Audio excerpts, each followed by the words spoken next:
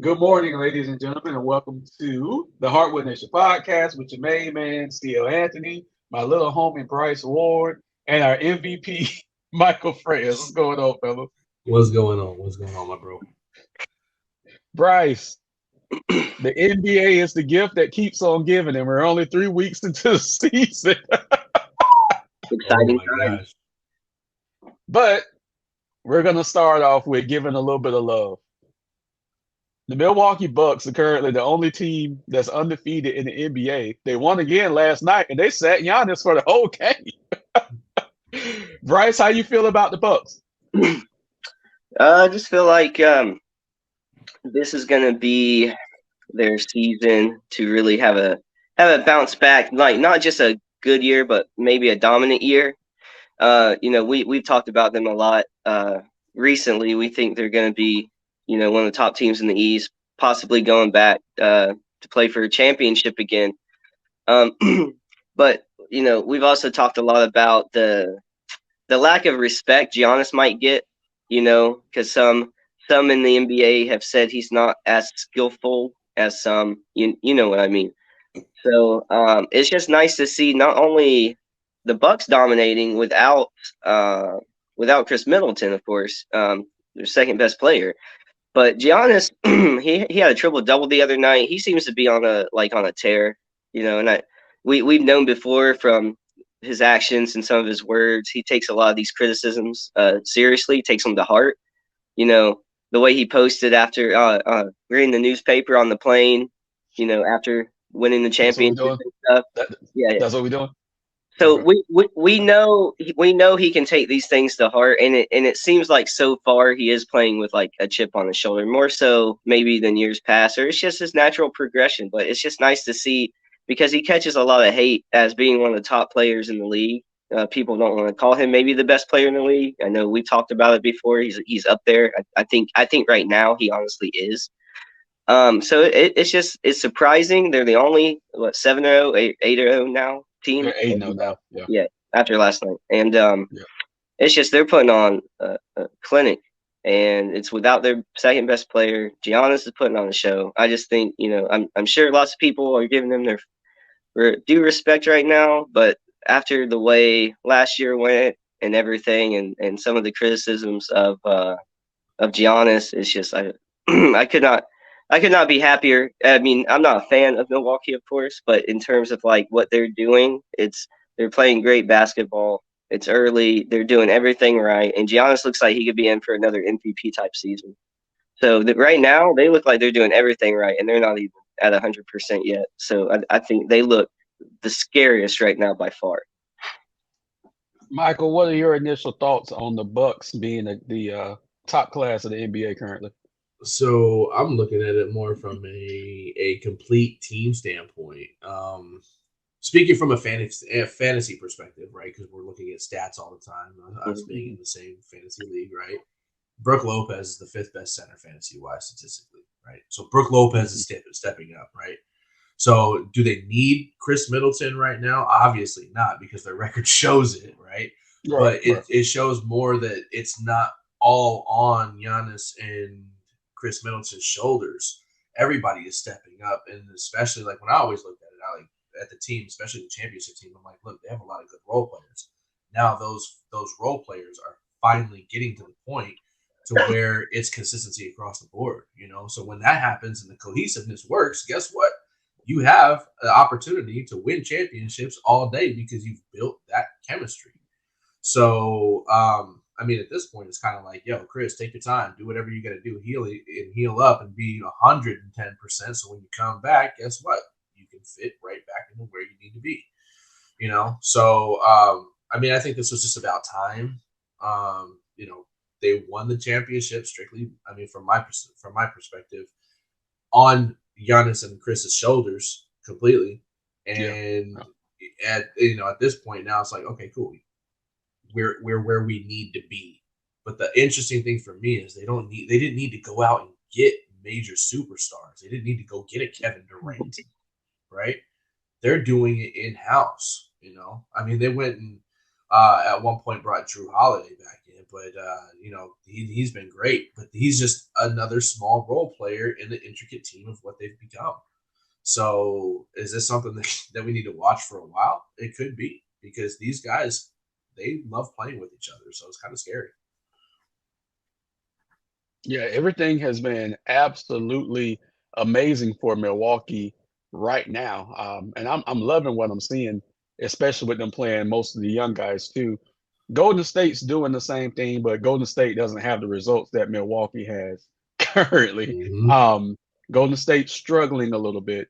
I'm gonna throw it back to you, Michael. How impressed are you with the Cleveland Cavaliers right now? Well, am I impressed with them? Not. I'm not. I'm gonna be honest and say not really, because I kind of Mm, expected this. When you're sitting here talking about adding, 20, 25 points a game in Donovan Mitchell, which, let's be honest, this year we're seeing a ridiculous uptick in scoring. yes, Right? yes, We're seeing a yeah, ridiculous uptick in scoring. Let it be some of the rule changes, etc. But I mean, these guys are 25, 30 points a night. So you add Donovan Mitchell to an already strong three when it came to Darius Garland, Evan Mobley, and what's it? Oh, there's their center. Who is it they got from the Nets? Oh my gosh. Huh? Goodness gracious. Oh my goodness. It's Jared Allen, right? I think Yeah, his name. Jared Allen. Jared Allen. Yeah. Yes, Jared Allen. Sorry, I had a complete loss there for a second. But then with Kevin Love too, look, you have Mm, a team already that's almost like they could be name wise a big five. You know what I mean? mhm. So did I expect something like this? Absolutely. Even after seeing what they did last year in the playoffs, I was one of those people that were like, "Yo, these guys could beat the Nets," even though they Yeah. didn't. They could have. So Well, they they were were injured playing last year too. right. And that's what I'm saying. Yeah. So when I saw that in the playoffs last year, it was just a foreshadowing of what could happen this year. And then you add in Donovan Mitchell. Come on now, like you guys should be doing this well, because you guys already started off pretty well, And those are some young guys that are over there. So that's another team, which ironically, and the Central Division in the East, Cleveland, Milwaukee, right? And then Right. you've got my Pistons there, right? But I want to throw this in here because my Pistons are young, right? But do they have a blueprint to go off of? And people like, you always want to go up against the best competition to make yourself better. And I mean, these two teams between Cleveland and Milwaukee could, in the next maybe 5 years or so, make my Pistons very, very strong. So, because Yes. it's kind of like the Jordan rules. The Jordan rules. Yeah. Jordan had to play up to the Pistons level, right? He had to do what he needed to do to beat these guys. Well, guess what? Now my Pistons need to do whatever they need to do to win the division. Yeah. Bryce, are you surprised with the Cavaliers? I know we talked about them as being a potential surprise team in the offseason, but did you think at this point they would only lost a couple of games? We were pretty optimistic, pretty high on them to begin with. I think. I am a little surprised that they've been as successful without Darius Garland playing. I think he's played like one game in like 14 minutes of like the first game. But I mean, when you add a guy like Donovan Mitchell, like Mike said, you drop in 22, 25 a night easy, and you add that to an already good team that. I mean, they surprised that they had people on notice last year, but injuries kind of derailed some of that momentum at the end. But they had everything set up to be successful again. You add a primetime talent like Donovan. It's that the winning isn't surprising.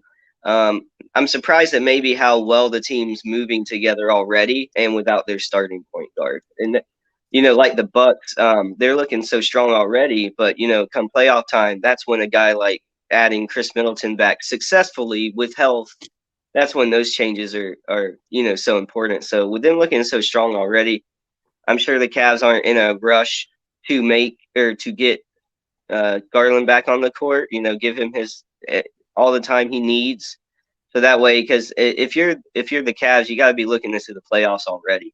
Unless something crazy happens. So Right. if I'm those guys, I give everybody the time they need to get back to get healthy.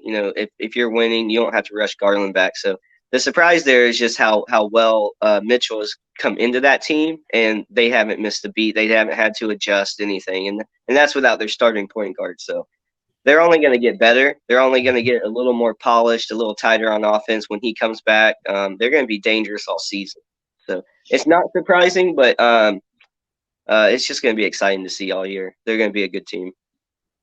Yeah, the argument could be made that the Cavs were literally one piece away from being maybe a contender.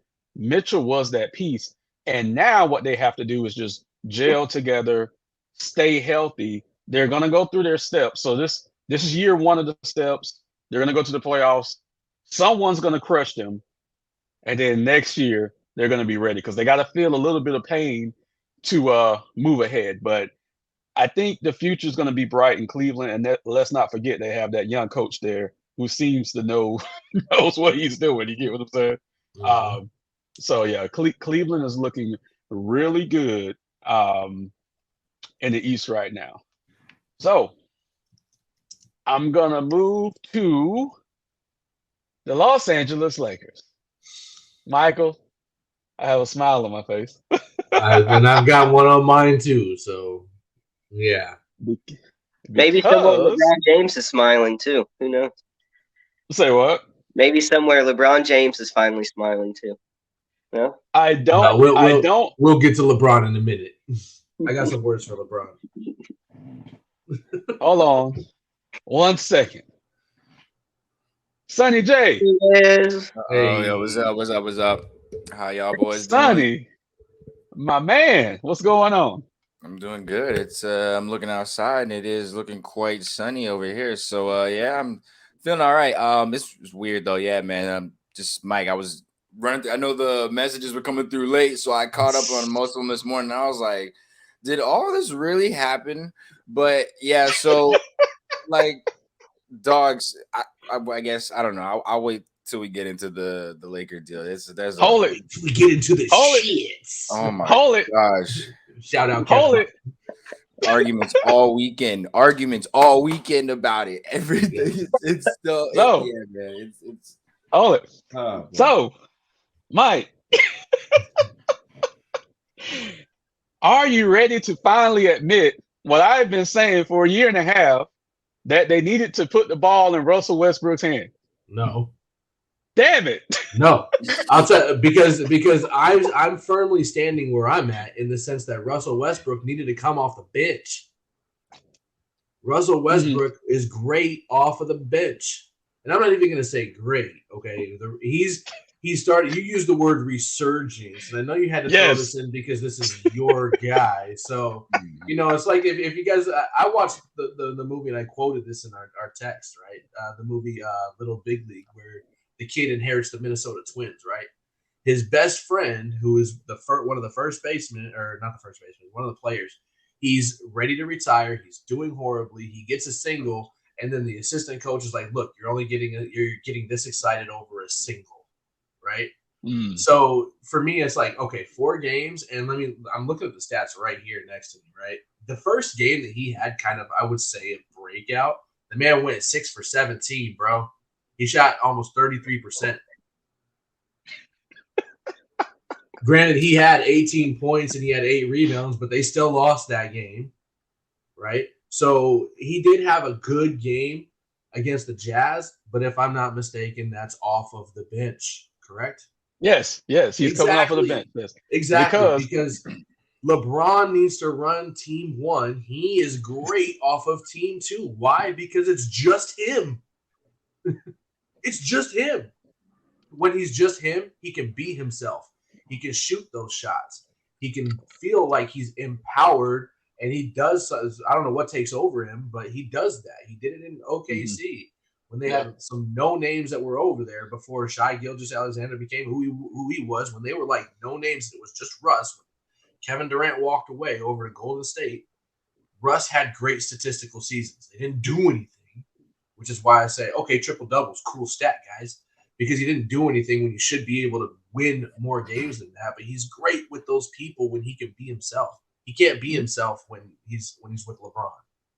That's the problem. But LeBron should have known that though. LeBron should have known that when he went after Russ. Let's be real. I'm not disagreeing with you. I'm not disagreeing. You have to let Russ be Russ. If you bring in a talent like Russell Westbrook, you have to let him be Russ. And now they're doing it. It sucks that they had to have him come in with the second unit in order for that to happen. But I've always made the argument that LeBron could have came off the ball too. Because if I'm looking at a spot up shooter, I want LeBron to be my spot up shooter versus Russell Westbrook being my spot up shooter. That's sense. That's common sense. So I'm just going to leave it at that.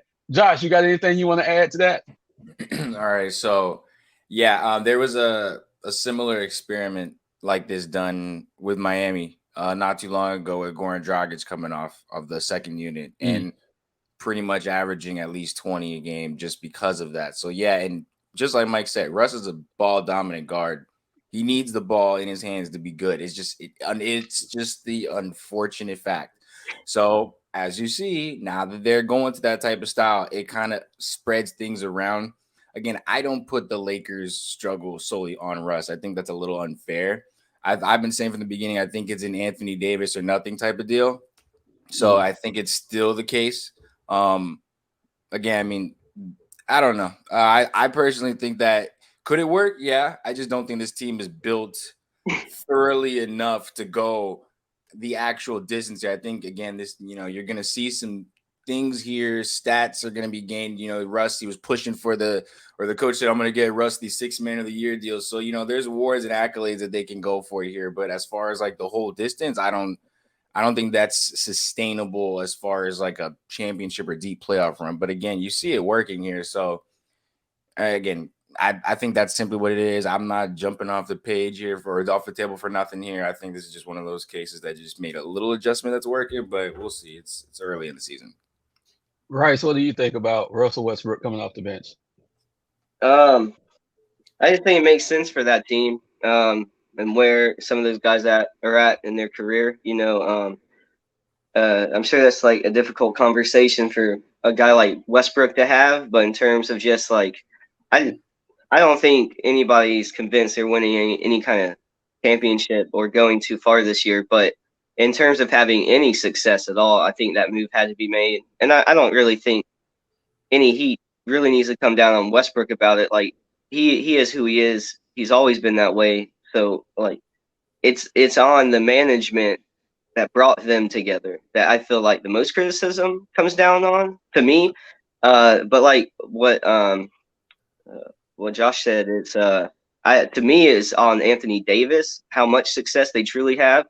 Like you can have LeBron doing what he does, but at his age, it's not like he's still not great, but you need like the driver of the ship, the engine to be Davis. I think if anything, after all of this is said and done, this experiment in LA, it's like Anthony Davis is the one that finally, like, everybody sees his true colors. And I'm not like putting him down because I've always been an AD fan, but he's not like the guy. He's more like Kevin Durant, who's going to come out and do his thing, but he's not going to take you over the hill.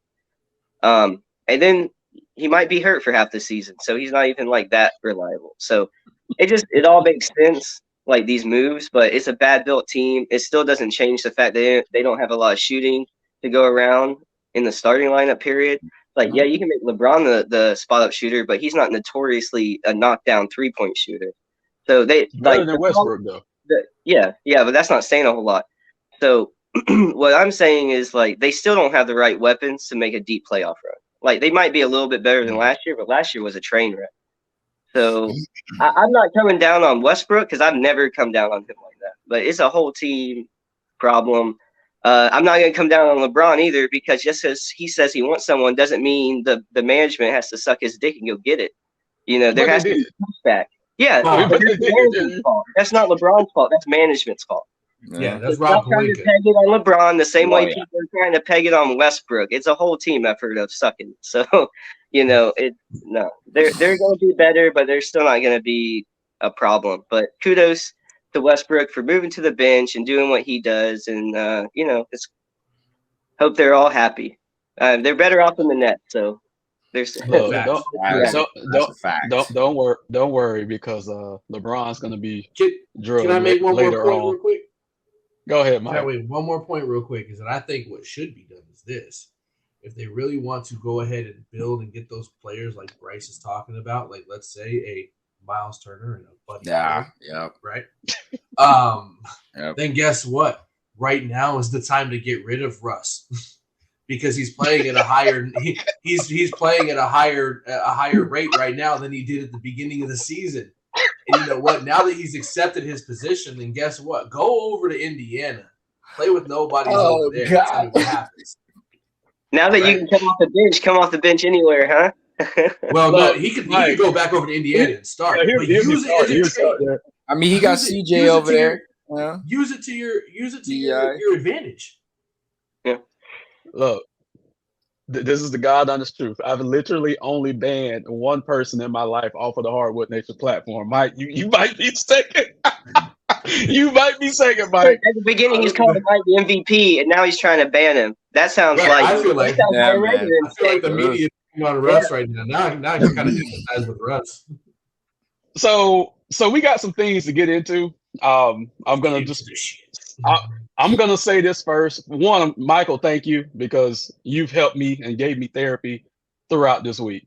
But we got some things we got to get into. So we are a basketball podcast. The Hardwood Nation started in 2010, and I have prided myself on talking about things and writing about things that people haven't been comfortable on writing about. As Joshua knows, as Mike knows, storytelling was at the forefront of Hardwood Nation, but it had to be based in fact. It had to be based in feeling. We have some shit to talk about. Last week, me and Bryce touched on this Joshua Primo situation. Some other news has come out since then. So I'm gonna play a very short video. This is from the alleged victim. We have to say alleged. And it's just a couple of minutes. So I'm going to play this just to give you guys some context at what is going on. All righty, let's see. Boom. And 1 second, guys. I have an obligation under Texas state law and HIPAA, which I take very seriously, and I will not violate. I am disheartened to be standing here sharing the events of my story, but I'm also very humbled and honored to have the place to share words that others may have not been able to. I'm a clinical sports psychologist. I'm a mother of 4 wonderful daughters. I'm a woman, and I am a victim. I am many things, but I'm not alone in the fight to do the right thing. The right thing is saying, no, this is not okay, to hold people accountable, to make systemic change, and to protect those that suffer in silence. The right thing is also saying, I'm sorry. I have failed you, and we need to do better. My passion is to help others learn how to thrive in their world and to help organizations develop a culture of care. The organization I worked for has failed me. And in turn, I failed those around me when I wanted to make change. I spoke up, I asked for help, I gave options. My voice and my feelings, my actionable items were silenced. Due to their inaction and protection of their assets, other individuals were impacted, and for that, I am truly sorry. I ask for everyone listening to do not jump to harsh criticism or conclusions. This is a sensitive matter, and these are humans who are impacted.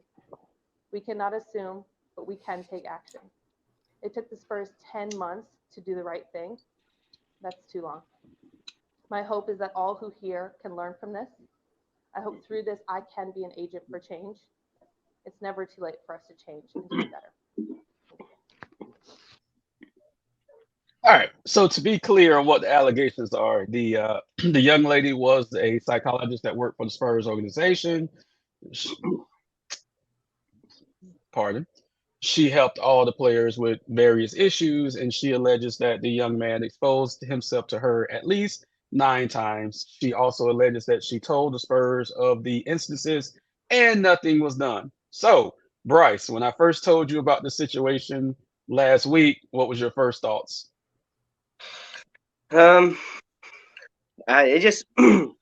It honestly just sounded like this kid, given the details we were given, it just seemed like a really bad decision that this kid made, right? It just seemed upfront,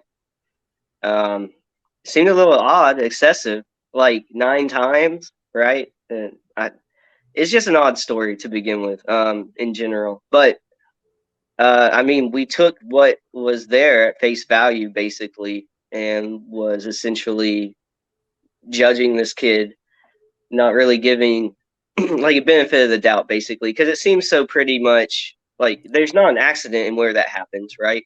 There's we basically are just taking this lady's word, who's like a therapist. It's a haven't really heard much on his end about it, just basically what the media has released so far, which doesn't seem to be the whole story. And I think as we come to find out, it wasn't. So, Joshua, what are your initial thoughts?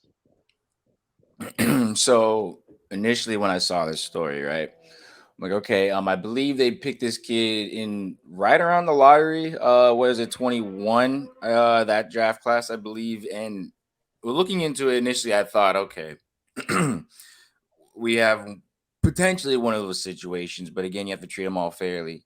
So looking into it, I also felt like 9 times that is a little excessive, especially after Dallas when the whole office situation went on over there. You feel like the rest of the league is just they'd get to it before 9. So there's that. That's like my only I guess doubt there. However, in the case where there could have been something that did happen, I can't just say that it didn't happen because again, none of us were there. We don't know, so it's going to take facts and things to come out as time goes on. But initially, yeah, there probably could have been some things that he did, probably unintentionally or even intentionally. Again, like I'm not making him out to be a saint either because they did, I believe, release him. So there is some sort of conclusiveness to, I guess, whatever happened in there. But my initial thoughts are, yeah, he probably did end up doing something, whether it was intentional or unintentional. The seriousness of it still stands. So that's where I'm on that. Mike, I'm going to read the statement from Primo's lawyer really quick, and then I'm going to throw it to you, okay? Mm-hmm. So, in an act of betrayal against her young client, Dr. Carlton, who is 40 years old, falsely claims Josh Primo exposed himself to her during the course of her numerous therapy sessions. Dr. Carlton's allegations are either a complete fabrication, a gross embellishment, or utter fantasy. Josh Primo never intentionally exposed himself to her or anyone else and was not even aware that his private parts were visible outside of his workout shorts. All right, take it, Mike. Wait a minute. You don't know that your stuff is hanging out? Come on now. You're fucking dumb for that shit. Excuse me for the language, but that's the one time that's the one time you're probably gonna hear me side with her. Is that's stupid. I mean, I'm sorry. Pardon the language, but I'm sorry. As a guy, you know when your dick is out. Period. So the way that I see this is this though. Like we talk about 9 times. 9 times is way too excessive. And if the Spurs didn't do anything, I want to know why she didn't go to the NBA or why she didn't go outside of the league and do this a lot sooner, right? Right. So I kind of look at like I don't know. I don't necessarily trust this situation. As a psychologist, she knows exactly what she's doing verbally. She knows how to conduct herself as a victim, period. And I'm not saying she's not, but I'm just saying there needs to be a lot of accountability on her end because she may have literally just ruined this 19-year-old's career. Okay. So to me, she really needs to sit back and examine what happened, what she needs to be accountable for. Own up to that shit because guess what? This kid has a long life ahead of him. And you just made it a lot harder. And I'm not taking everything away from Josh Primo. I don't know, like Josh said, we don't know what happened in those meetings. We don't know what happened in those sessions. But arrogance could have been in a position, right? Oh, I got this 40-year-old, right? I might try and do something, right? I'm a 19-year-old arrogant ass little kid in the NBA, right? I'm not ready for this mentally, but I'm here. Could be a situation like that. But I'm going to throw this out there as well. When the NBA has started going towards diversity in the sense of hiring females, guess what? This was a risk that was going to be taken no matter what the position is. This is something that could have been foreshadowed a long time ago in the sense of, guess what? We're probably going to have exposure stories. We're going to have situations that we're going to have to deal with that we've never had to deal with in the past. This is a risk that we are going to do, that we're going to take to go ahead and say we're going to bring women into this league, right? And I'm not saying women shouldn't be in the league, but you have to understand that there's going to be certain things that need to be they need to be tiptoed around, in the sense you need to be accountable and responsible for everything you do and you say, even more so now. So guess what? She's in this position. I think she's taking this, to me, she's taking it way too far in the sense of, I'm a victim. She was crying on this thing, but you had a responsibility to report this way before 9 times. That tells me you enjoyed seeing it 8 times too much. Well, I mean, not to cut you off 9 times though. If someone exposes themselves to me 1 time, why am I meeting with them again in a closed professional set? Exactly. Like, exactly. I'll just be like, nah, I'm good. Mm-hmm. I don't get it. I'm not downplaying any side, but it's like we're not in the room, so I'm not gonna pass like heavy judgment. But it seems very odd. It is. It's a very odd situation. It's just the age difference too. You have to also keep that in mind. Like, I don't want to speak for everybody, but I know that if like certain situations where like if someone is much younger in a case, like I feel like going about it in such an aggressive way wouldn't be like the go-to method here. I feel like there would be some sort of, I don't know. I think this, like Bryce said, this probably would have started way down the line if this really was something. I don't want to devalue any claim here, but it looks a little fishy. But that's just it. If that were me or any of you guys, we would have been arrested and in jail after the first time. Oh yeah. But also, what's weird is like we've learned recently, like we've known it for a long time. Like this believe all women thing, that's fine because I see where you got to push the needle the other way, but that's not 100% true. And I mean, like the perfect example was the crazy Amber Heard Johnny Depp shit, right? So it's like, I am not saying this lady is that either. I'm not putting that on anybody. I'm just saying, like, we can't just accept these crazy statements. Like, we have to take it all in with like a grain of salt. So it's like, I'm not trying to downplay a victim or anything. I'm just saying, like, I'm not gonna trash this kid's whole life without knowing more. And it's like, we're not in a position to get those details. So I get it. But at the same time, like, we have to be so careful because we're only going to be given what the media wants to be given. We're going to be shown that. The media will give us whatever it is, and that's what they want us to believe. They want us to believe that vision. Right. And the media tends to support certain people, and she kind of meets that certain criteria. If you see the video of her. I mean, we could just say it. She's white and blonde, so we already know how that goes. We can say it. We ain't gonna sugarcoat shit on this podcast. But here's the thing. Here's the facts that we have to go off of. She was a psychologist for the Spurs. They let her go. We don't know why they let her go. It could be because of the complaints that she made, and as she said, they were trying to protect their asset. The only thing I would ask to see is, due to HIPAA laws, there's no way we can. They don't record those sessions, so that's out of the question. We're not going to see that. But what we can see is if she made formal complaints to the Spurs about his conduct, that should be documented somewhere within that organization. So until we see those actual complaints, we're going to be in this gray area right now. Now, Greg Popovich made his statement. He said, hey, the lawyers got it now. They're going to determine everything. That's a fine statement. But we need to see the actual complaints. If this thing goes to trial, we might see it then, because it is a criminal investigation open on Josh Primo right now. So you have the lawsuit, but you also have a criminal investigation into the kid right now. So those are the facts as we know it right now. Okay. Right. That's where we're at. Can I add one more thing on this real quick? Yeah, go ahead. So I have this, I don't know, my wife is not big into sports. Of course, she'll watch it when she's sitting there. She'll be on her phone, etc. if I'm watching it, just so she can hang out with me, right? So I like to ask her about certain things. I asked her about the Brittany Griner situation. Like, should Joe Biden make the trade? And she was like, look, I'm sorry, based on certain facts, certain details, I'm not making that trade. Sorry, Brittany, you got to stay over there.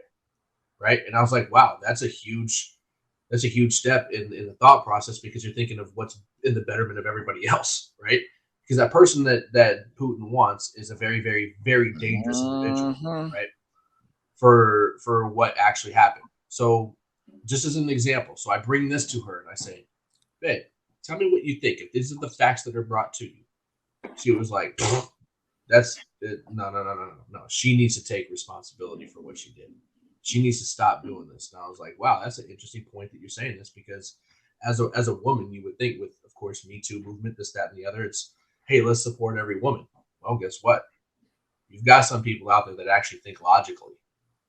And it's important to understand the platform, but it also is more important to understand from the personal perspective, right, of a human being.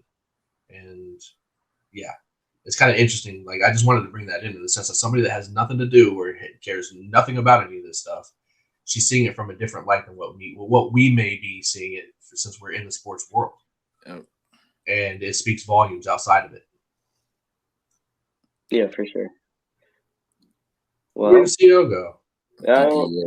He's fixing something. I'm here. There you go. I'm here. There I am. All right. So we're going to get into something really interesting. Bryce, me and you called the fact that Steve Nash was not going to make it through the duration of this NBA season. But how shocked were you that Steve Nash was fired 7 games into the season? To be honest, I think I'm just more shocked they didn't do it last year or in the off season. I mean, they kept pushing it until, I mean, why hold strong when you know in the off season the players are calling for him to get fired, and you wait 7 games into the season? Like, what result did you expect to go? Like, were you expecting to win all those games, and you thought then they would respect Nash? It's just a weird timing based on the fact that we already knew he was on the hot seat last year. So it just makes more sense to like have that fixed before you get into the season. Otherwise, why not just keep him for the whole season? You already know people are unhappy with him. You already know the results he's going to get you.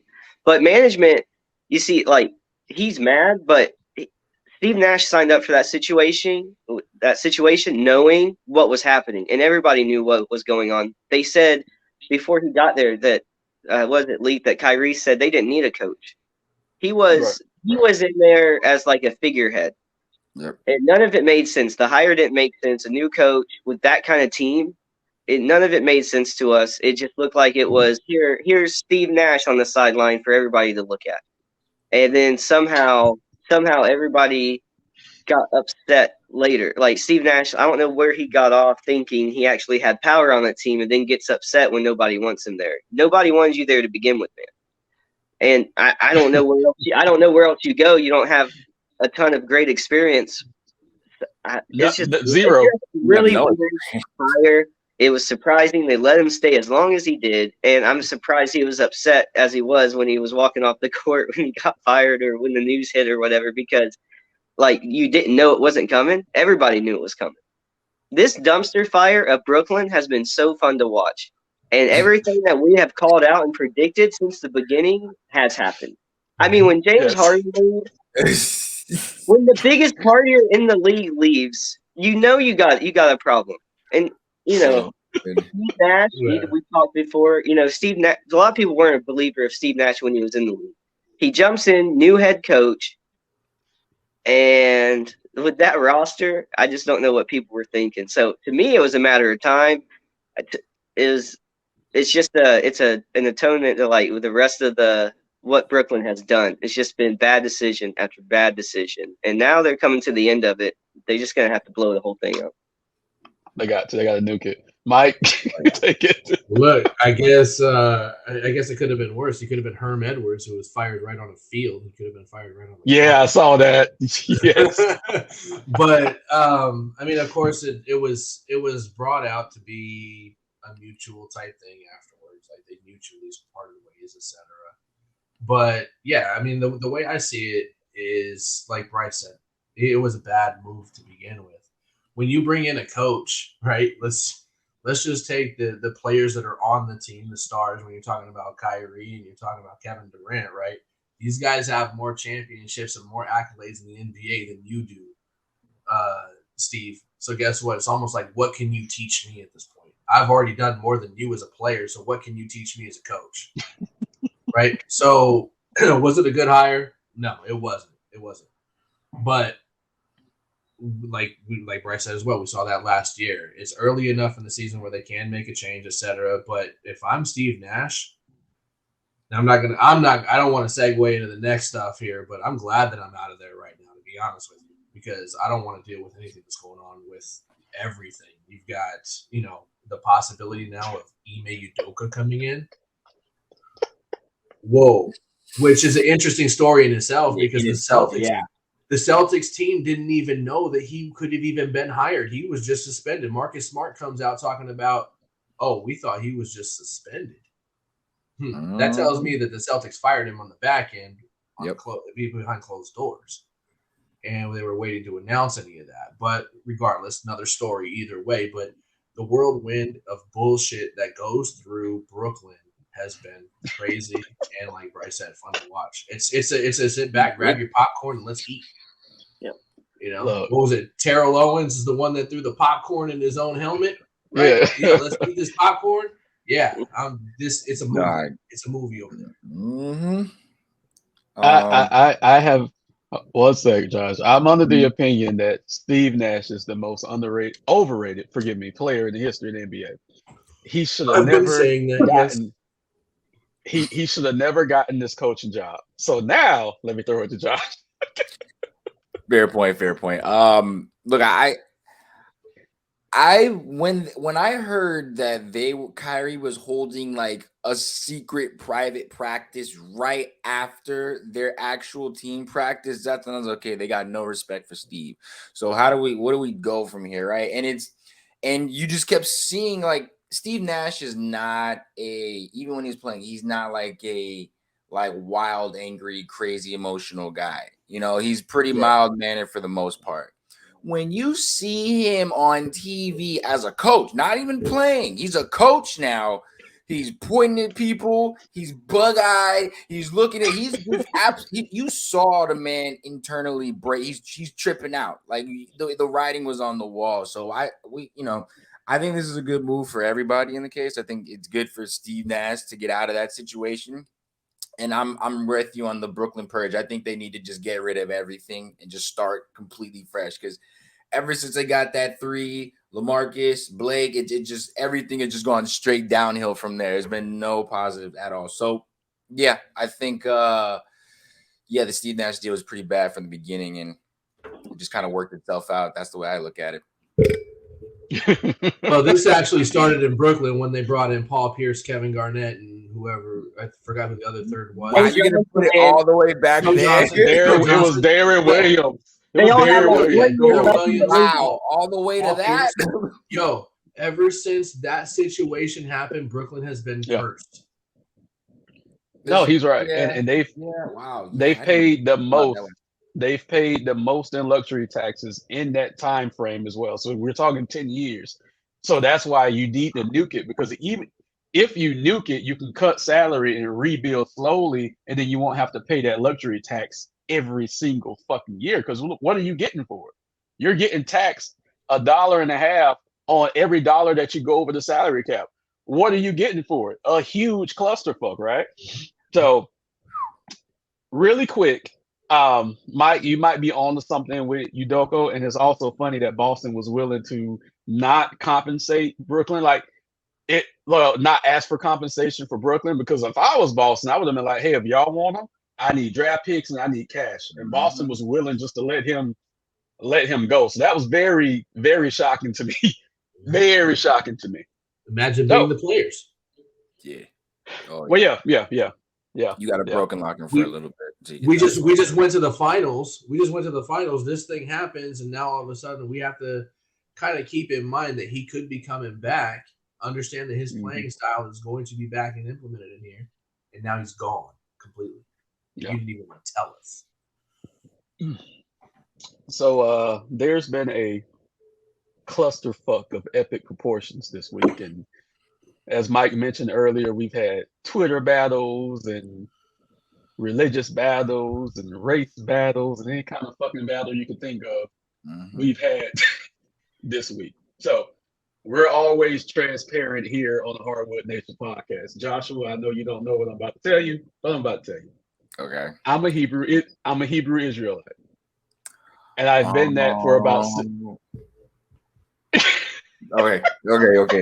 This. Oh boy. This is gonna be. Oh shit! About to get real. This just got good. This just got really good, right, Josh? Now you see why I was willing to be up at 5 o'clock in the morning for this. Oh man. Shit is about to get real. Okay, but with that said, we're going to be respectful of everybody's views and opinions and whatnot. And Michael, thank you again for counseling me all week, because this has been a very stressful week for me. Bryce, you too. Thank you. Thanking my wife, because me and my lady had dinner last night, and she told me, she said, you know what might come your way. And I said, I have to be honest on this podcast, right or wrong, good or bad. I have to be honest on this podcast. So here we go. I'm going to show you guys what's causing all this mess. Bryce, I don't know if you've actually seen the tweet, but there it is. This is the tweet that Kyrie Irving sent out, sharing a link to the Hip Bros to Negroes Wake Up America documentary that is streaming on Amazon still as of yesterday. There's no commentary. There's no, hey, let's go watch this, or hey, this is anti-Semitic. There's none of that. There is literally one link. Now, I'm going to go to Mike first. Michael, no, you saw the documentary. Somebody else. I got a lot to go off, but no, let's come my way. Let's talk. Okay, Michael, you saw some of the documentary, right? Okay, you saw it. All right. Okay. I watched it. Yeah, okay, I watched it. Okay, I watched it about 3 years ago when it first came out, so I don't remember. I haven't watched it since, so I don't remember all the details from it. But from an American-born white male, Michael, what are your thoughts on this documentary?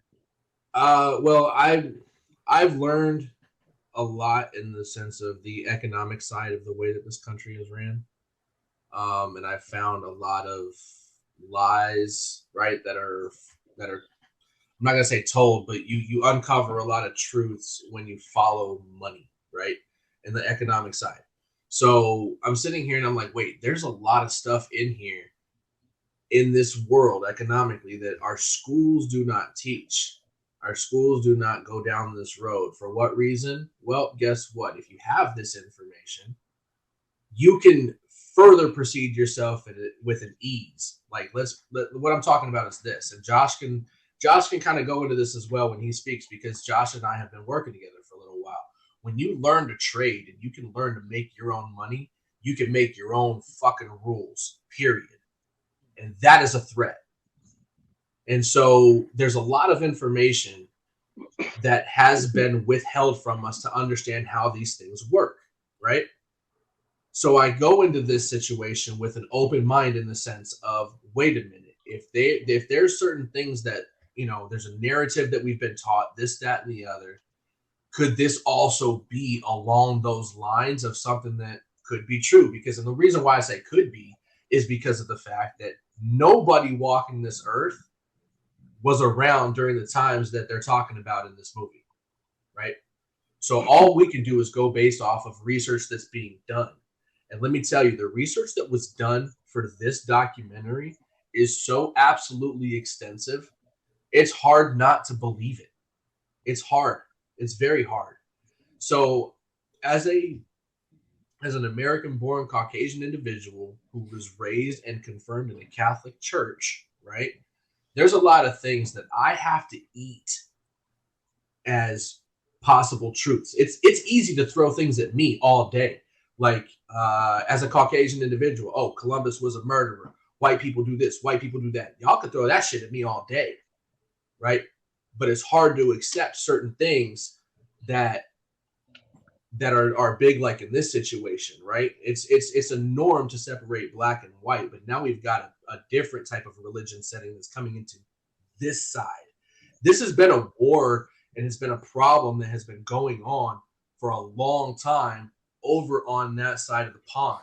Oh, yeah. Now the information is coming to this side of the pond. And really, when I'm looking at this documentary overall, I'm looking at it as, wait a minute, as a possibility. You got to go into it with a free mind. You got to go into it with an open mind. You got to be considering it as a possibility. Think about what's been withheld. Think about the controls. Think about this, everything into consideration. And then you can look at this documentary and say, well, you know what? This is an educational item, right? Could it be true? Absolutely. And when we're talking about Kyrie never said anything anti-Semitic. He said nothing anti-Semitic. He posted this picture and that was it. Now I have a story real quick before we go any further. I'm on Twitter last night. Like Josh said, I'm catching up with all the messages, this, that, and the other. I'm on Twitter last night, and somebody tried to do the same exact thing to me that the media is doing to Kyrie. So I responded because this guy said, oh, well, you know what? It's anti-Semitic, this, that, and the other. I said, he said nothing anti-Semitic at all. And so I said, I watched the movie. So does that make me anti-Semitic because I watched it, right? And so one person threw out the double standard. No, it's because he's in the NBA. He's using his platform, etc. And I'm like, that's a double standard. He said, when you're rich and famous, then yes, you have a double standard that you have to live by. Bullshit. So the one that really got to me was a guy that came in, and I said, did you watch the movie? He said, well, what did you learn from it? And I said, look, it's 3 hours long. Twitter messages are 180 characters. Go watch it. But can you at least say, could this be true? You could, if you go into it with an open mind. So he comes back and says, well, the Holocaust was a real thing. Denouncing the Holocaust is deplorable. And I said, I never said anything about the Holocaust. So now he's putting words into my mouth or my fingers, however you want to look at it, right? And then I said, I said nothing of the sort. Why are you doing this? I said, you're doing to me exactly what the media is doing to Kyrie Irving. He comes back and says, oh, well, you know what? He deserved everything that he's getting right now because of the fact that he can't denounce this thing. And I said, look, did you even watch the movie? He said, what did you learn from it? I said, you can't answer a question with a question like that. And we can't continue this conversation if you don't know what I'm talking about. So I'm out. Adios. This man drops a link to the Holocaust details that we've been taught in schools all day, right? And then says adios and then blocks me. I said nothing of the sort of the Holocaust. I am not saying the Holocaust didn't happen. I'm not saying that at all. But can I understand now where it's like, yo, you're putting words into my position that I never said anything about? That's not right. That's not right. Everybody's jumping to conclusions with a bunch of shit. If you don't like it, don't follow him, right? If you're interested in it and you're historically interested, go watch it because it might open your mind to something different because there's a lot of like I said, research that seemed to be a lot of facts that are in there. And it's very interesting to me that it seems like our school system and call it our government, whatever you want, there's a lot of facts that are buried that they don't want coming to light. And things, whatever's in the dark comes to light at some point. Lies will be told in truth, and people will find these things out. And guess what? Could it be time for that? It could be. So I've got more to say, but I've said a lot already. I'll let Bryce and Josh kind of go into some of these things here. Yeah, Bryce, we mentioned the Kyrie controversy really quick on the podcast last week because it was just getting started at that time. Just a quick question. Did you think it would blow up the way it did after we mentioned that some mess was coming our way? Yeah, just because it's Kyrie, like Kanye, and I'm not like lumping them or their ideas in together because, to be honest, I don't know the details of it all quite the same way as maybe you guys do. But all I can say is like they're the two types of character those guys have. They're gonna double down. Like you're not silencing those guys. They clearly they believe in something, and that's what they're talking about. Their personal beliefs. Like they're not out there to hurt anybody. It's just but they have the kind of character to where you're not going to silence them the way you've silenced other people. Like the money, the hurting their pocketbook isn't gonna hit them the same way it's gonna hit some other people. But I didn't think it was gonna go away, because nothing with Kyrie ever really goes away. Like it's always something. And I think that's why, one of the reasons why he's getting the kind of backlash he is not necessarily this one thing, but that he has a track record. And so he's paying a target on his back, and he is in an industry to where he can be affected by the people who are, like, taking charge and saying that they're offended by this. And we know the kind of people that's referencing, and how that can be turned into what they call hate speech, generalizing a group of people and saying this is their fault, or you know what I mean? It's like, that's what it seems like the community, the Jewish community, is scared about the most. It's like, when you hear them talk out about it, it's like, well, anything that can be construed even as in a question and not fact, it's like, that could be dangerous, and in turn that could be hate speech. The problem is they're using an old playbook in terms of trying to make a villain out of someone, and Kyrie doesn't play by that same playbook. So unfortunately, though, Kyrie is in a business to where he doesn't have full control over everything. And so whether or not anybody agrees or disagrees with him, how he handles this situation, how he can double down on his stance just by not apologizing or not answering the questions the way the media wants him to answer, that is going to be detrimental to his career overall, and maybe, his bank accounts, as we're seeing is happening with Kanye, But what I can say is, like, I don't really have a dog in this fight. You know what I mean? I can't relate as much to the African American side, and I can't relate to the Jewish side. I have friends. I don't have any Jewish friends. Like, I don't grow up in an area that's like a common thing you see, right? But what I can talk on is like what Mike spoke on. Is like, and Cam can actually speak on this. Like, I'm kind of like, I have a bad habit of getting into conspiracy theories for a little bit, right? And it's like, I'll just go down a rabbit hole of just crazy stuff. So I'm in the habit of not trusting what media or either side of the two major political parties tell us. I'm more of a centralist, and I feel like when we all just sit down and have conversations, most of us are pretty balanced. And so I'm naturally skeptical when something is just pushed hard, like the narrative is pushed hard to not like this person.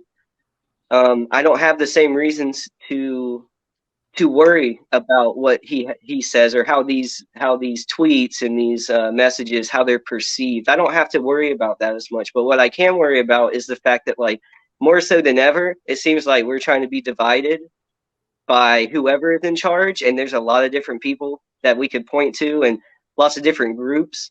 But I think the message or the goal is the same: is to separate us, keep us weak, and basically keep us in the dark. So when I see things like this, and I see them going after Kanye, I see them going after Kyrie, I just feel like there's so much more that we don't know.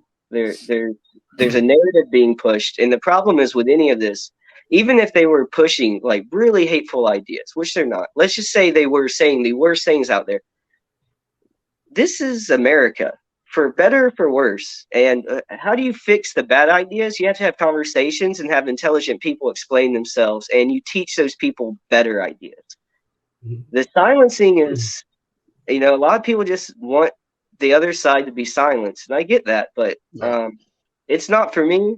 I don't think it's right for this country, and we're seeing people get railroaded, and we're seeing them lose everything just because no one is willing to have a conversation anymore. It's ripping the country apart in like every group, every segment, everything you could have a debate about. We're getting pulled apart, and it really feels like it's on purpose lots of times. And so I'm not going to come down on Kyrie. I'm just not going to do these things. Like I said, I don't have a dog in this fight. Like, they're not saying this isn't real. They're not saying this didn't happen. Both communities have trauma and terrible, terrible things happen to them throughout history.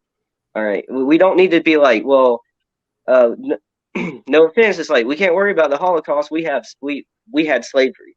It's just like we need to get away from like pointing the finger at who was worse, and like, we're just a people. We're just a people who are trying to get through life, and everything's trying to pull us apart. And so like this is another example of that. Not gonna come down on Kyrie, Kanye, any of these people. They're trying to they're trying to speak.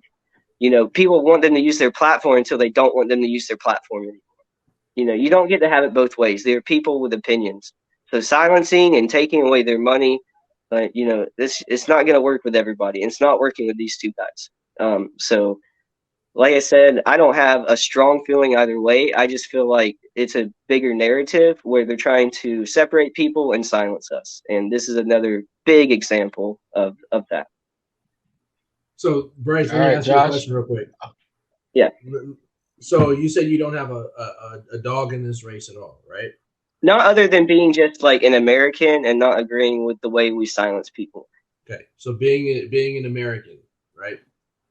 What could this division lead to? It could lead to a possible civil war at some point with everything that's going on, whether it's political, whether it's economical, whether it's this, etc. Yeah, that's like the extreme. I feel like, yeah, it's an extreme. It's an extreme, but we're getting closer and closer and closer with everything that's going on. We're getting closer and closer to that because we're seeing the same result of what happened when Trump didn't denounce the Proud Boys, right? He lost the election, etc., and he's been dubbed a racist, period. So we're seeing where that division comes into play politically and color-wise on that situation. So as an American, the question that you would have to ask yourself, in my opinion, would be, which side am I going to have to be on? Because otherwise you're going to stand alone, and guess what's going to happen when you stand alone? You're a sitting duck. It's unfortunate that we're in the middle like this because we can see all the sides that are here, right? We're open-minded enough to have these conversations, right? But there are so many closed-minded individuals that are out there that it's almost like, wait a minute, I'm going to be so outnumbered. What am I going to do? Am I just going to sit there and lay down and die and give up myself just because I'm in the middle?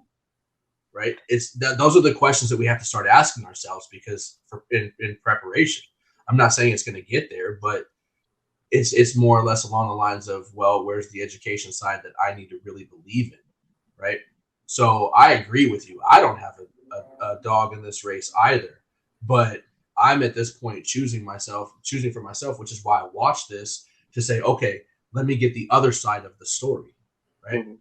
Because I want to understand, and not just that, but when you're talking about, cover-ups, misleading, or lack of information, etc., then you have to ask yourself, why the hell would that be so important to somebody? And it's because it's a threat. It's a threat. To me, this documentary is a massive threat, which is why people are getting so emotional about it, because you feel like they feel like their emotions are being challenged, or they feel like what their ideologies they've grown up to learn have all been challenged. Well, guess what? Truths can be a hard conversation, and people need to understand that part of it too. Like, look, we have to have this difficult conversation to be able to move forward as one people, and people aren't ready for that conversation. Well, it's tough because it's like I think especially the people we have here right now talking right now. It's I think we're maybe a little more self-aware and not as ignorant to certain ideas as some people would make us think the general public is. And the problem, I think, with some of it is that we're told we have to pick this side or that side. And the problem is I don't like either side. And I've had problems with my own family about this. They're like, if you don't vote for the Democratic side, you're supporting Trump. And I disagree because I'm not voting for Trump, but I didn't want this other thing either. Like, I see them both as bad. And so I choose not to vote for the people that I don't like. I have voted before, but only when I was actually moved in a way by a candidate. Now, see, what I see, the hypocrisy of all this is the fact that this thing is still on Amazon. You know why it's still on Amazon? That's not the hypocrisy. Let me finish. If you can make money off of it, right? It's like that. It's fine. It's like when Ricky Gervais ripped the Oscars, right? If the Taliban or ISIS had a streaming network next week, people would be sucking their dick to get on it. It's wherever like that kind of money is. Like I feel like when there's a platform like Amazon supporting it or whatever, and I'm not saying even if it's right or wrong to have on there. I'm not even having that argument. I'm just saying if there's this much controversy about one guy talking about it, then why is it even still out there if it's so bad? It's not. They're targeting him and they're making it a problem, but they're really not at the source taking away the money because nobody wants that. It's they want to make money and they don't want other people to tell them what to do, so they try to silence things. And then they divide us because they're saying if you're on that side you're wrong. But that's not true. It's just it's so nuts that it's out there, but yet you want to literally attack and take everything away from someone just for saying, "Hey, look, maybe go watch it or something." No opinions, not pushing anything. Just be like, this documentary is out there, and you're gonna attack them for it, even though it's out there. Like that is gross to me. Like that is me. That's them telling me that they're playing a game that we can't play. That they're making all the rules. The rules don't even have to make sense, right? Like it's gross. It's gross. If it makes money for someone, they don't care. Whatever happens to everybody else happens. So like I'm right there with you. It's like I don't have a when I say I don't have a dog in the fight, like I do, but like in terms of like I don't like that side or I'm not on this side and I want my voice to be heard, like I don't have that in it. Like I'm not religious by any means. Like I don't have any like strong opinions in terms of like how to judge this documentary. Like it doesn't hurt me either way. It hurts how it's responded to. And that in turn, the rest of the tone of the country matches everything else that's been fed to us. So I immediately pull back, but the fact that it's still there, it's just like everything else. You want to cause controversy, but you don't want to stop making money on it, then stop telling us what to think. Because if you're making money on it, then we should be allowed to think what we want to about it instead of you pushing your narrative and making your money. That doesn't make sense to me. And we got to get Josh in here. Let Josh go. Let Josh go. I'll make another point. Yeah, we got to get Josh in here. All right, Josh, shoot. Yeah, so it's weird because I feel like in life now, I guess more so I guess I'll speak specifically to America. I feel like it's a round robin of each culture or ethnic group, right, whatever you want to go by. They're just waiting to be the next one in line to be offended and then kind of take hold whenever it's your turn. So you saw with BLM, that wave happened. You saw the Asians was right after that. You had the LGBTQ right after that. So I feel like right now it's like in life, it's just every group is kind of like once they're in that position, you had Kanye come at them hardball with the interview with the Drink Champs, and then Kyrie did this now. I will say this though, I have, as you know, we live in an information age where a lot more is being presented to us that we wouldn't have otherwise known. And something that did come my way probably earlier this year that I have looked into at least a decent bit is the whole Black Israelite or the the Black Hebrew deal. So I understand. I haven't watched it yet, and I'm glad I know where it is because I actually may go look at it. But I do know that with the list that the Brooklyn Nets came out for Kyrie to do before he even came back, absolutely not even called. It doesn't even merit what he did. Again, just like everybody else has said, all he did was post the link here. All right. So what's happening here now is that I don't want to get into the comparison of struggle deal. I never want to do that. I think what's happened is that, there's been a comparison of, the Black versus the Jewish struggle, Holocaust, slavery, whichever you want to go off of it. Again, that's just the weird the weird ground that everybody's standing on. Right now, again, nothing, I'm on board. Nothing anti-Semitic was said. The nature of it is challenging belief for a huge amount of people. So that's why there's an automatic, like, no, we're not even going to look into that. No, you're not respecting the line. Although, again, this whole the Black Israelite fight, that's been a fight that's been going on not just 4 or 5 years. It's been going on for a very long time. As far as I go, then if you also, again, I don't know, this isn't too political here, but if you also do conspiracy, no, Bryce, you mentioned conspiracies, the whole cabal deal and all that, and Kanye coming out and saying stuff like, so there's a whole weird thing going on here, with the relationship with that. I feel, however, though, Kyrie, the fact that it's being brought over here and the response that is that, and again, you can still go buy it. It hasn't been yanked from anything. Exactly, it proves the point here. It's that, look, there's a influential, powerful group that is coming at him for pushing a message that is not mainstream. Although might be true, might have some truths to it, may not. Again, depending on who, however you see it.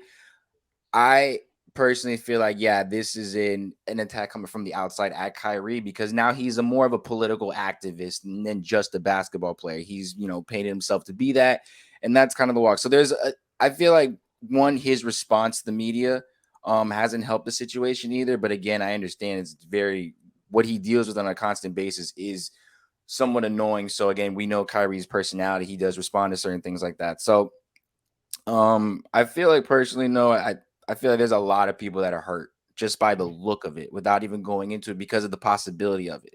There is a lot of if you do track it back, there is historical and biblical things that you could tie to it to be like, okay, that makes sense. Now I can go into it with an open mind rather than just closing the door to the whole thing. So that's kind of where I'm at. I think there is truth to it. And I think that people are just ignorant, don't want life to change or their life to change because of now new information. And again, like, information age, it's going to come out next week that's going to potentially change our lives. Like, that's just the way that's the world we are in now, and everybody's kind of stuck in their roots these days. So I think that's really what it comes down to. I mean, you had Nick Cannon, they made an example of him not too long ago trying to take Wallen out from him via Viacom. So this is nothing new for me, at least. Me and Mike were talking about this list here, and I have it up on the screen. The second part of this list, the 500K donation to anti-hate causes, really bothers me the wrong way. So let's bring some context to this. 500K absolutely means nothing to Kyrie Irving, but the Nets and Kyrie Irving released a joint statement earlier in this week saying that they were going to donate 500K to the ADL, the Anti-Discrimination League, which that league then came out and said, we don't want your money. So the fact that that is on this list is hypocrisy as well. And it's upsetting to me. It's deeply upsetting to me. But there's one thing I want to do, because we've all seen clips of the first interview Kyrie did when him and the reporter Nick Friedel were going back at each other. But I don't think too many people saw the beginning of the interview where Kyrie actually explained how he found the movie. Did you guys see that? No. And why do you think we didn't see it? Well, guess what? We do it for the people here at the Hardwood Nation. I got it. So okay, give me 1 second. Because that would answer a lot. Oh yeah, I got you. 1 second. It was like, why don't me and CL, we've been talking about this all week. 1 second, I got you. I'm not gonna play the whole 10-minute interview, but you guys will see it shortly. Hold on, let me having some TDs here, but we'll be okay. All right. Amazon Prime. I was like, let me see if there are any documentaries on Yahweh. So went in the search bar, typed Yahweh. That came up. Went out and shared it on my platform. That was my night. In terms of the backlash or what people call it, we're in 2022. History is not supposed to be hidden from anybody. And I'm not a divisive person when it comes to religion. I embrace all walks of life. You see it on all my platforms. I talk to all races, all cultures, all religions. And my response would be, it's not about educating yourself on what Semitism is and what anti-Semitism is. It's really about learning the root words of where these come from and understanding that this is an African heritage that is also belonging to the people. Africa is in it, whether we want to dismiss it or not. So the claims of anti-Semitism and who are the original chosen people of God, and we go into these religious conversations and it's a big no-no. I don't live my way like that. I don't live my life that way. Excuse me. I grew up in a melting pot, and I say a melting pot of all races: white, black, red, yellow, Jewish, Christian, Muslim, and you can see the way I live my life now. I'm not here to be divisive, so they could push. We're gonna stop it right there. Wow, that was so dark and crazy and divisive. I don't know what to think now. Well, I'm not here to be divisive. Let me say it again. I'm not here to be divisive. Michael, I'm going to throw this question to you. Why hasn't this part of the interview been showed as much as the other part of the interview? Because it doesn't gain enough attention to divide. This actually can stop the division if people really listen to it. But it doesn't get people going. It doesn't get views. It doesn't get attention. It doesn't get what the end goal is as far as dividing. The more that we are being divided as a people, the more they can conquer, right? So when you have something like this that comes out and Kyrie, like if you look at Kyrie's Twitter picture, have you guys seen what his picture is? Yeah. It's the peace sign with all the religious logos in it. Like, right. He's clearly showing, but you know what? That's not the Kyrie that doesn't sell, right? It's not the one that gains attention. It's the anti-vax. It's the anti-Semitic Kyrie that they want to throw these different things at. When he throwing it back to the vaccine, he said, look, I'm not against the vaccine. You just got to prove to me that it actually works because of everything else that was going on, right? So guess what? He said the same thing in this case. I'm not trying to be divisive, but guess what? It brings people together. The more you bring people together, the more they lose. And who are we talking about when we talk about they? Yes, they positions of power. Positions of people who hold high economic power. Absolutely. And guess what? So I'll make this little point here real quick, and because like I said, I've been in this all week, and I've had a lot to say about it. Josh, you brought up Nick Cannon, right? Yeah. I think we've seen the line drawn in the sand as to where people will go back. There goes the logo right there. Where people will go back on their words financially, right? So everybody looks at Nick Cannon and they're like, oh my gosh, he's rich. Well, guess what? He's only worth $30 million, right? He's got a lot of money, don't get me wrong, but he's only worth $30 million. He needs his show, right? So he said whatever he was going to say. He stood up for it. He caught the backlash, and then guess what he did? 3 months, 4 months later. Bit the knee. He bit that knee. He got the show back. Why is that? Because people only go back on what they believe in when they're caught in a predicament and they're caught into a compromising situation, right? That pressure hit him. Now, when you talk about Kanye was sitting in the billions, right? He is not worried about anything when it comes to finances at all.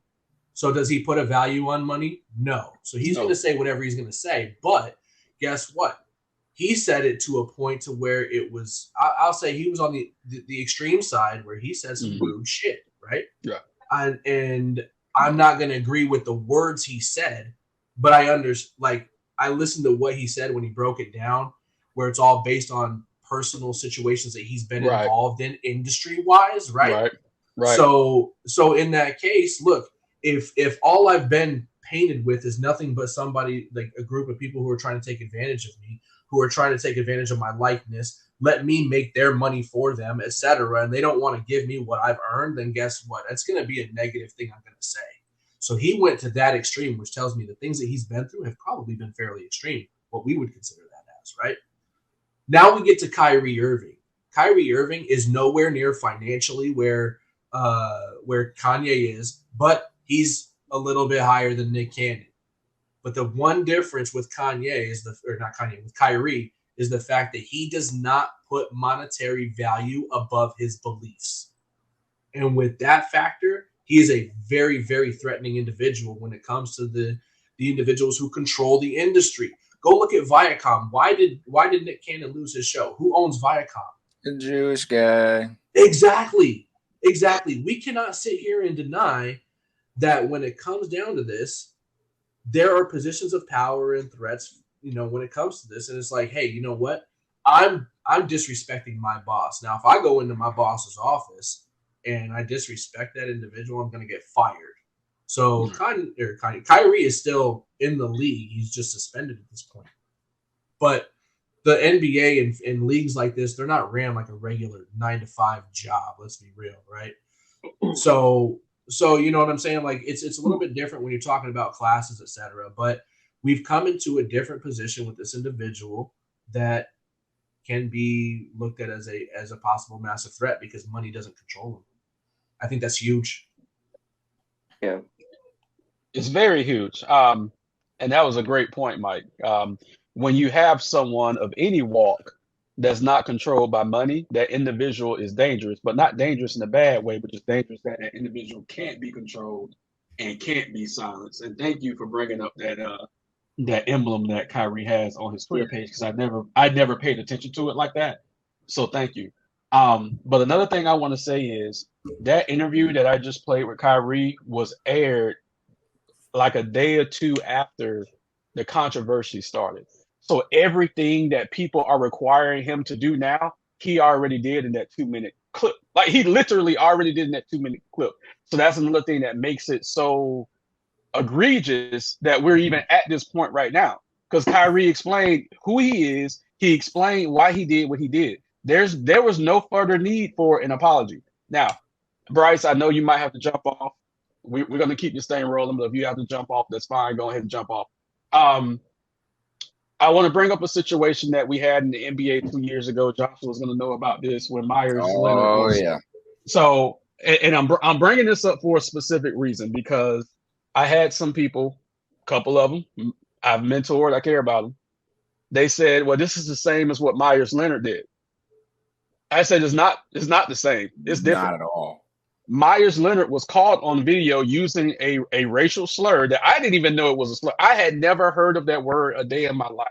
And I remember asking Bryce about it, and he was like, "You didn't know that was a racial slur?" I'm like, "I've never, ever heard it." So, considering that he got caught using it in that way on video versus what Kyrie did, the two situations are totally different. There should absolutely be no comparison here. Myers Leonard deserves not to be in the NBA right now. He should never step foot in another NBA arena because that was gross. But to compare that to what Kyrie did is even more gross because the situations are are left and right. Like they're not even close. Like That's where you gotta be careful because someone who doesn't have anything in it, he'll come in and try to make it so that they have a voice in a situation where they don't necessarily need a voice. That's where like both Josh and Mike were talking earlier. It's like, oh well, who cares about what's going on over there? What about me and my group?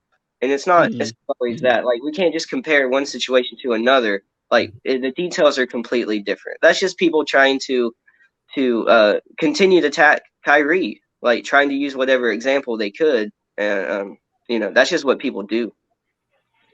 So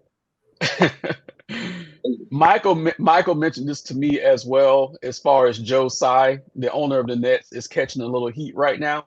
I just want to, as he should, give me a little context, Mike, while I get this visual up. So Joe Tsai is an executive for Alibaba, and Alibaba actually had a lot of funding to do with the attempted genocide of the Muslims that were over in China. And so it's like, how can you, in a way, and so there's a couple of hypocrisies that are going through this, right? So the cultural genocide of the Muslims that were over in China, he has something to do with that as far as the money goes. So how can you sit here and condemn a player on your team for just posting this one post and it took off as it did, but yet you're actually providing funding for what's going on over here, right? That's a major double standard and a lot of hypocrisy, if you ask me. And he's got a lot of nerve to sit there and give this laundry list to Kyrie. This tells me one thing, and that's the fact that he's upset with Kyrie for what happened over the past 2 years, and he's hitting Kyrie all at once, right? Forget what I did. You put me in a bad position with this vaccine situation. So guess what? Now I have a reason that I can sit here and I can just hit you with the book, period. But now that this is coming out, I think people need to understand this part of it. And if you ask me, if they're calling for Kyrie to be suspended or Nike suspending the contracts, etc., Joe Tsai needs to sell the Nets. I'm gonna go to Josh, and then Mike. I'm gonna come back to you because you know what's coming next, Mike. Joshua, you wasn't expecting that. Yeah, that's yeah. Talk about your pocket. I mean, dog, what is life? You got like your boss calls you one day, like, yeah, we're gonna have to let you go for something that they're doing in the background, anyways. It really is. Damn, Mike, we don't have to take this data views Monday. This is kind of crazy, actually. But I'm telling you, bro. Yeah, this one. I mean, again, initial reactions because this one, is new to me. Yeah, I mean, again, you see, it's not. It hasn't. I don't even know what the fuck. Okay, so really, with the do you know what Alibaba seen their involvement in these things before, but Alibaba is also a pretty suspect site. I know they've also had some interesting deals with. I think someone caught on to them as far as like what was it the trafficking deal. Yep. So so Alibaba, not a good name to be associated with. This guy clearly, that's wild. Actually, that needs to be on the front lines, but obviously it's not. Alibaba is China's version of eBay. Okay, I was gonna compare a little more to Amazon, but I got you. Same deal. This is like what I was talking about earlier with the fact that the documentary, which is a problem, or for they're making it out to be a problem, it's still out there. This is the perfect example of the hypocrisy. See, you can't speak out against China or this problem because you lose the money, right? Mm-hmm. But when you have someone working for you that's creating some social problems for you in America, then you want to throw the book at them. This right here is exactly the kind of details people need to understand that these companies don't have a moral compass. They're out for a bottom line. And whatever helps bottom line, that's what they do. When it doesn't, and when you go against the company, you get railroaded. So this is a very important detail. And this is why I was saying when you were like, the hypocrisy is Amazon keeping it up. No, there's a bigger hypocrisy in this, and it's this. And then as far as Amazon goes, do you know what else you can get on Amazon right now to read? Mein Kampf. Do you know who Mein Kampf was written by? Yeah, old Hitler. Exactly. So if they're going to remove that, as far as the documentary Hebrews to Negroes, if they're going to remove that, they need to go through and scrub their whole website for anything that has hate speech in it. Because if you're going to keep Mein Kampf up and people can rent that book or buy that book or whatever, they should be able to rent this and buy this if they want to. And from an educational standpoint, like it is what it is. It's there. It's media, And yes, I paid the $12 to rent that thing, and I watched it. I said, only $12. Mike, I'll cash app you for doing the research. I'll cash app you a Zelle. No need, because I educated myself, and that works more for me than anything. So as everyone can see, this thing is still up on Amazon. So, Mike, I know you're upset at a certain NBA player, so we're gonna close the podcast. With this, I'm going to give you the stage, and I'm going to sit back and eat my popcorn because I'm ready for this. So go ahead, Mike. So this is one of probably the only times you're going to ever hear me really in this case. Well, not necessarily in this case, but as the political side, period, is condemn LeBron James. So look at that. He's clapping. So this kind of goes into some other things.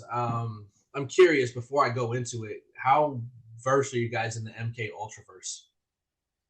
Oh, I have no idea. I don't know. I know a little, and I'll just say a little. Like, who knows how far? Pretty fresh.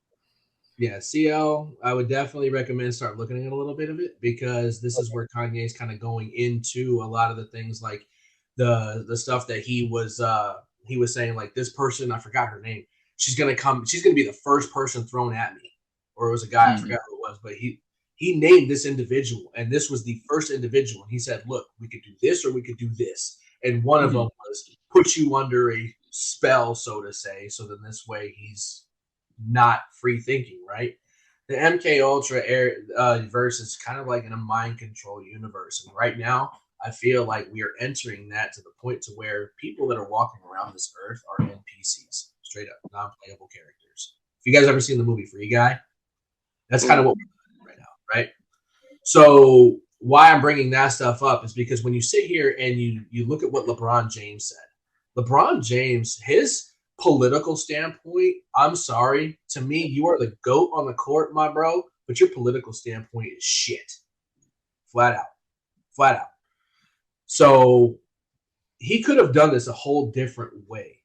And this is disappointing to me because I would have loved to see these two team up again together. And I don't think that they ever will now. He came out and said, Kyrie, he hurt a lot of people. I completely disagree with him, this, that, and the other. So he fell into that group, right? So he did the politically correct thing when he's always, he's kind of contradicted himself. He's all about, doing the right thing, but yet you're sitting here and Kyrie hasn't done anything wrong and you're condemning him.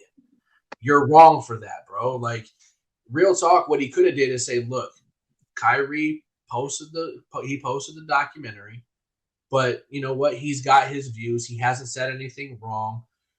Do I agree with the movie or whatever? He could have condemned the movie itself, but he didn't have to condemn Kyrie at all because Kyrie didn't do anything wrong. The first thing he did, more than anything, was condemn Kyrie. And that tells me he's sitting here playing the game. I want to know who's doing this because LeBron is the one that's doing this. You know what I mean? He's the puppet right now. And that's unfortunate because he allowed himself to get to that point. Becoming a name as he has, becoming financially set as he has. He's in that $1 billion group, right? He's got a seat at the table. He's got to play by the rules, unfortunately. And these are the rules that he has. So I feel bad for him in a way. But at the same time, you want to use your platform to do something right. Why don't you go out and support your boy for everything that he said? Because what he said was nothing wrong. He could have listened. He obviously didn't watch the interview that we just saw, right? That you just posted. He obviously didn't see that.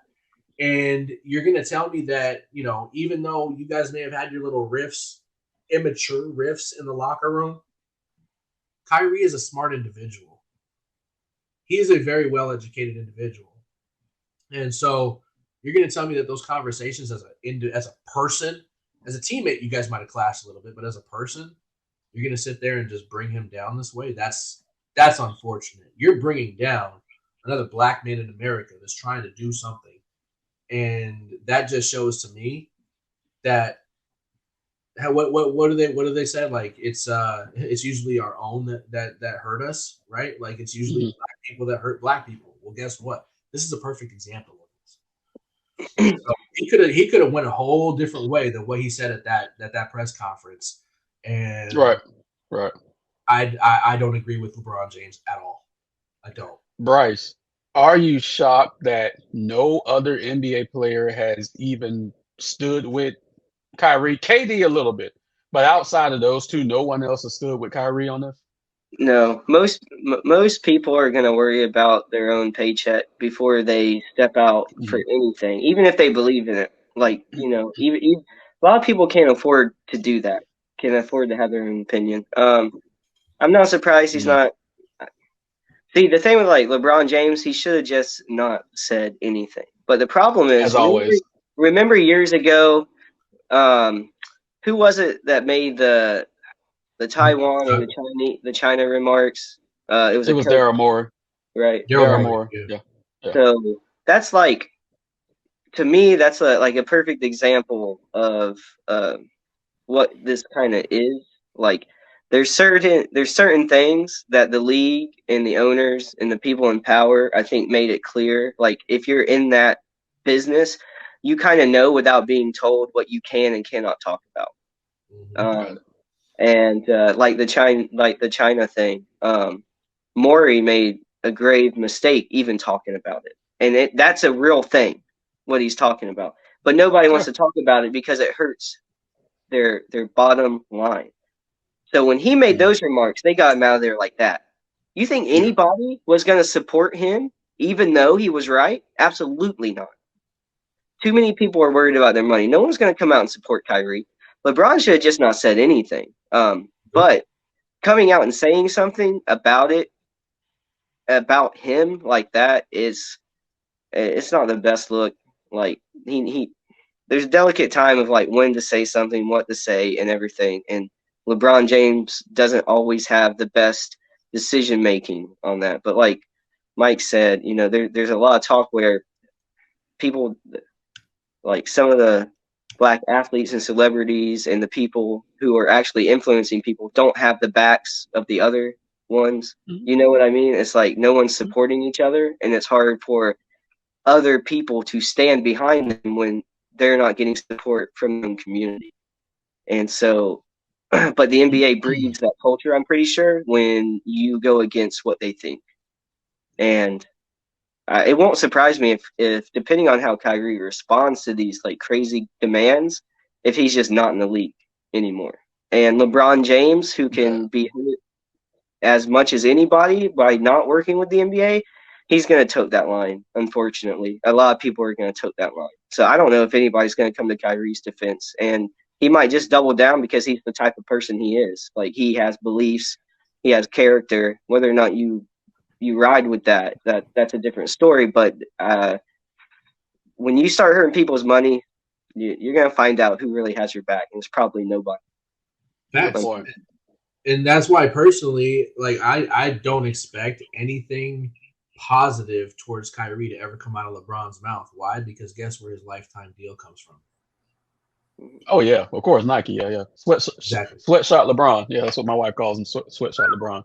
So I would love to have her on the podcast. We all love our Apple and Nike, don't we? We're all fucking hypocrites. You know what's funny is that my closet is full of Jordans and full of Nikes, and I'm sitting here as I'm having this conversation with you guys right now. Like, I'm part of the. I feel like I could be part of the problem, right? I'm. Once you take their money away, like Bryce is saying, once you take their money away, things can change, right? But one person, it's like the voting situation. I've always said that if we want the popular vote to matter, or if we want to see all the insights as to how they can control it, the population should just stop voting. What are you going to do then, right? You can't have an electoral college that's going to say, okay, well, you know what? We have no votes, but electoral college is going to put this person in. How can you put somebody in if there's no votes, right? So that would go and show how important our vote is or is not. If somebody gets put in office no matter what, then guess what? Our vote means shit. If someone doesn't because the popular vote isn't there, then guess what? Now we really have a voice and we can understand how much we can control, right? So that's the thing. It's like once the masses can do this, then we can have change. But you know what? It's not enough for one person to change it because the masses are so big. That's why we call them the masses, is that it's like David going against Goliath, which, by the way, David and Goliath was an example in the beginning of the movie when you're talking about the lineage of who's who. Josh, I was horrified when one of my homies texted me a clip of Charles Barkley and Shaq talking about Kyrie. You guys know Charles Barkley was my favorite player of all time before Wade hit the scene. I was absolutely horrified. So my question to you is, how do you feel about Shaquille O'Neal, Charles Barkley, Jalen Rose, Jason Williams, kind of distancing themselves, and Stephen A. Smith, of course, but that's not a surprise, distancing themselves from Kyrie Irving during this situation?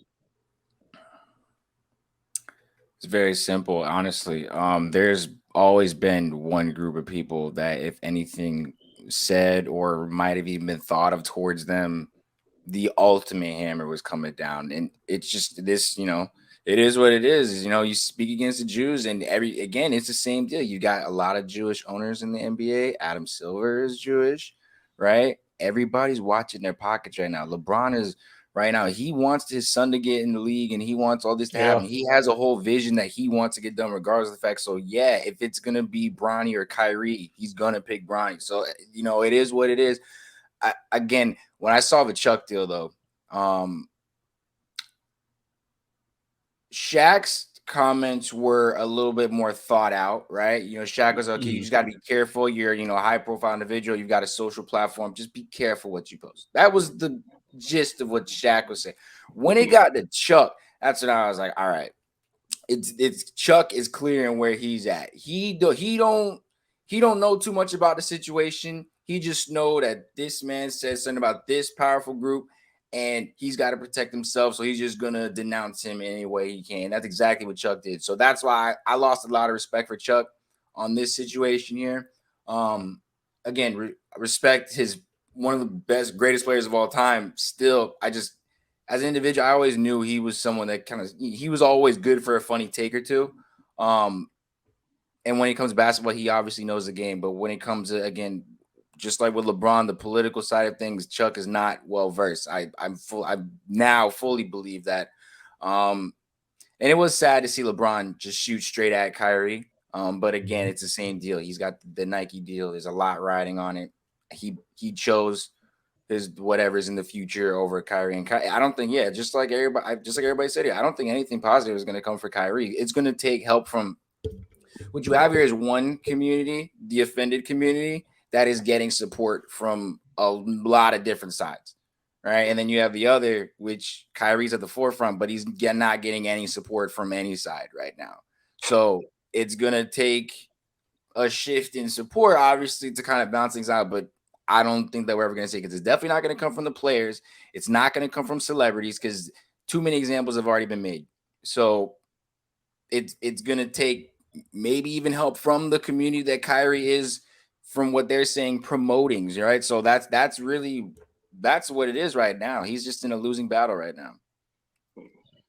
So he already did exactly what Jalen Rose did, and that's apologize. I don't know if you saw what happened with Jalen Rose, Josh, but that thing is absolutely stupid if you ask me. That man, they stopped a programming and commercial from them getting paid just so he can come out and politically apologize about the Ime Udoka situation. And I'm going to send that to you, Bryce.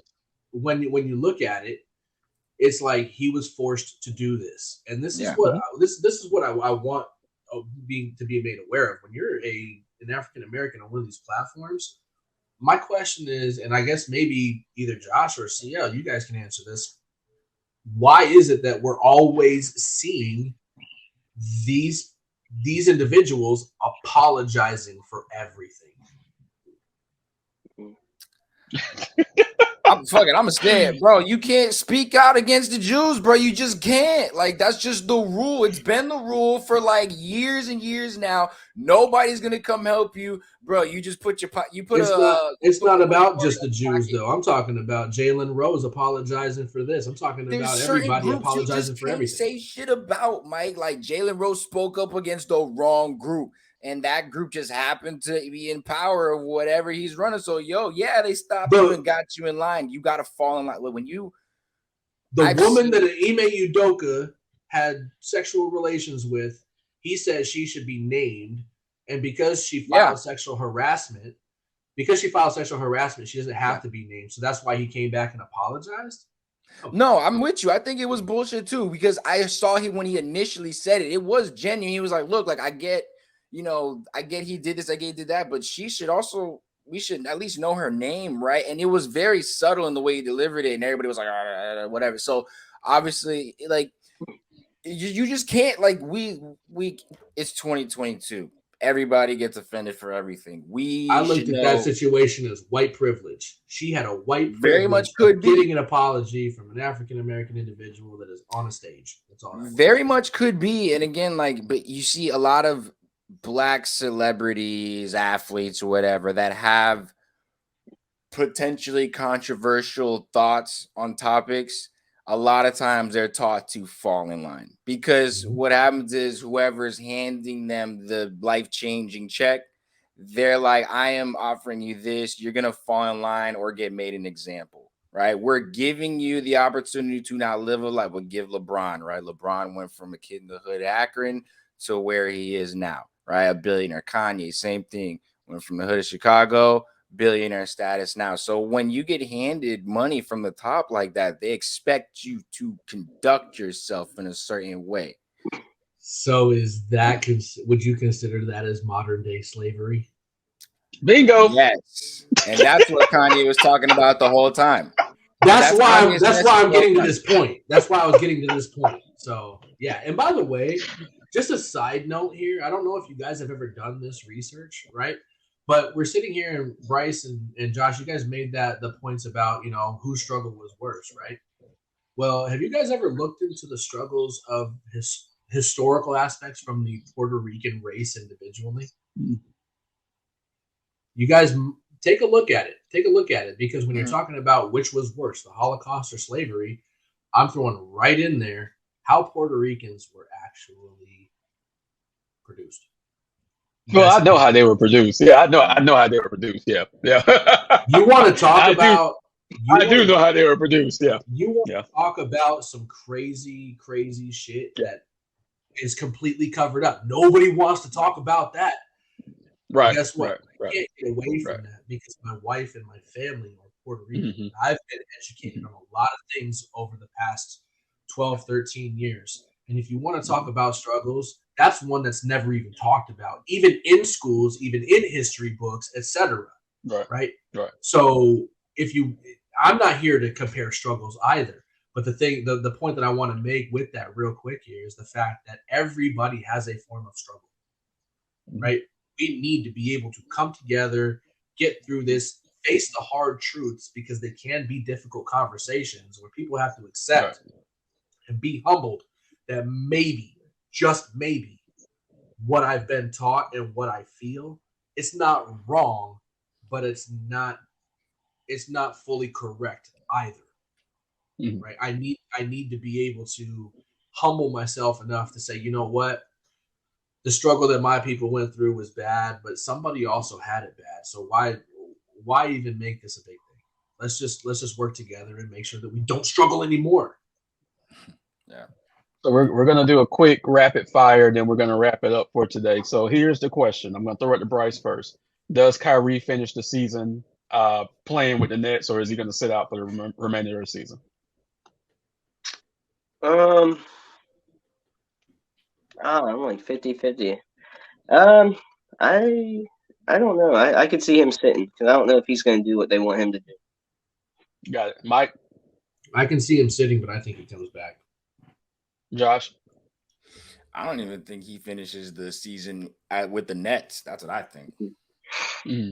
He's on the last year of his deal. I think it's between $44 and $46 million. So I think he's going to sit the season, and then we'll see what happens. Kind of ride it out. It was the 37 million offer sheet. But the one team that he was supposed to go to was the Lakers, and I don't see that happening. Yeah, that's not happening either. Yeah. So this was great today. That all of us could get together, different backgrounds, different religions, could get together and have a highly intelligent conversation and not offend anyone. That wasn't the goal to begin with. So this is great. So Michael, tell the people where they can find you at. You can find me on Twitter at McCartney0726. You can find me on Instagram, Michael Franz 0726. You can find me on Doubted Views. In fact, I'm about to jump back into that with my man Josh down low. So we will be on Doubted Views. You can find us there. And I don't want to offend anybody, but you know what? Like I said, these truths need to be told and these conversations need to be made. So, I want to see the comments, and I don't want people taking offense to it, but let's have these conversations, but open. Right. Yeah, for sure. Sonny J, where can they find you at? You can find me at IG, Twitter, just like Sonny J. You can find me on Data Views as well. Same name. Keep it consistent throughout the whole thing. You know how it is, man. So, yep, that's where you can find me. Please like and subscribe and share our content at Hardwood Nation. Like Sonny J said, across all platforms, just type in Hardwood Nation. We should pop up. I can't condone what else may pop up when you type in Hardwood. That's going to be it for this week's episode. Thanks, guys. Thank you, guys.